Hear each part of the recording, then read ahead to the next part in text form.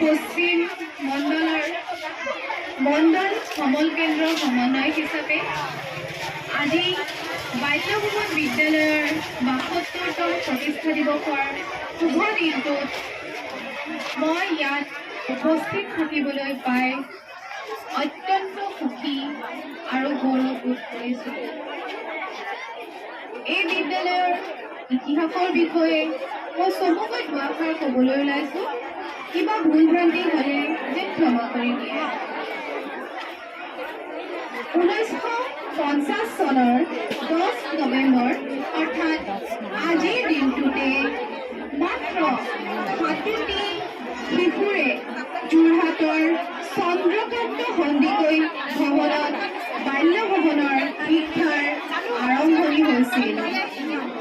শ্ৰীমতী অবলা গোহাঁই আছিল বাল্যভৱনৰ প্ৰথম অধ্যক্ষা।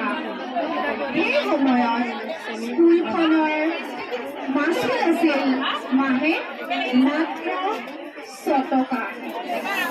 1954 চনত বাল্যভৱন স্থায়ী ঘৰলৈ স্থানান্তৰিত কৰা হৈছিল। 1967 চনত বাল্যভৱনৰ এম.ই. আৰু হাইস্কুল শাখা চৰকাৰী কৰা হৈছিল। বাল্যভৱনৰ প্ৰথম স্থল 1970 চনত শিক্ষান্ত পৰীক্ষাত অৱতীৰ্ণ হৈছিল।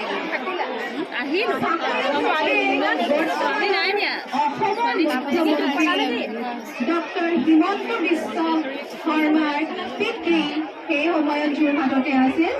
ডক্টৰ হিমন্ত বিশ্ব শৰ্মাদেৱে 1972-73 চনত এই বিদ্যালয়তে শিক্ষাৰ আদিপাঠ আৰম্ভ কৰিছিল।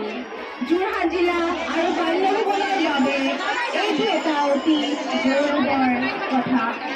আজিৰ তাৰিখত বহুতো গণ্যমান্য ব্যক্তি এই শিক্ষানুষ্ঠানতে অধ্যয়ন কৰি মহান ব্যক্তিত্বৰ গৰাকী হৈ নিজকে বিশ্ব দৰবাৰত প্ৰতিষ্ঠা কৰিবলৈ সক্ষম হৈছে।